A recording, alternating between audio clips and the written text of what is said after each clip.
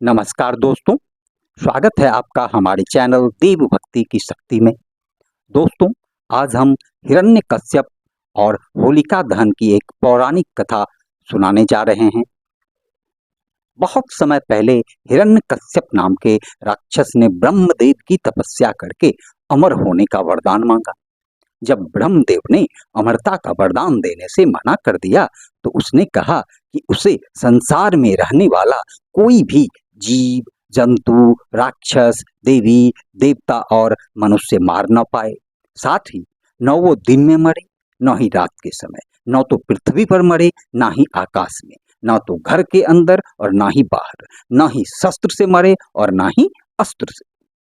हिरण्यकश्यप की तपस्या से ब्रह्मदेव बहुत खुश थे, इसलिए अमरता के एक वरदान के बदले उन्होंने ये सारे वरदान उसे दे दिए।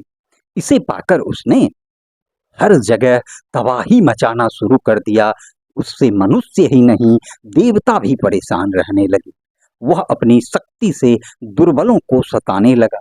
हिरण्यकश्यप से बचने के लिए लोगों को हिरण्यकश्यप की पूजा करनी पड़ती थी।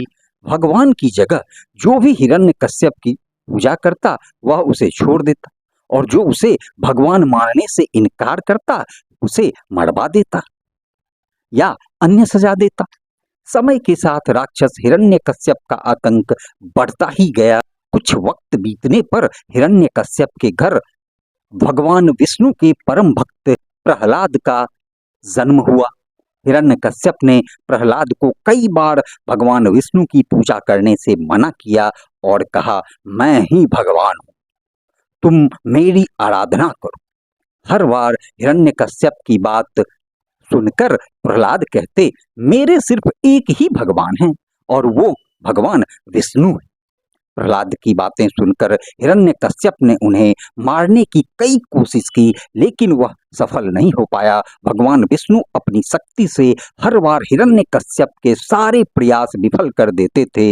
एक दिन हिरण्यकश्यप के घर उनकी बहन होलिका आई। होलिका को आग में न जलने का वरदान प्राप्त था। उसके पास एक ऐसा कंबल था जिसे लपेटकर यदि वह आग में चली जाए तो उसे आग नहीं जला सकती थी। हिरण्यकश्यप को अपने बेटे से परेशान देखकर होलिका ने कहा, भैया, मैं अपनी गोद में प्रहलाद को लेकर आग में बैठ जाऊंगी, जिससे वह जल जाएगा और आपकी सारी परेशानी खत्म हो जाएगी। हिरण्यकश्यप ने इस योजना के लिए हामी भर दी। इसके बाद होलिका अपनी गोद में प्रहलाद को लेकर आग में बैठ गई।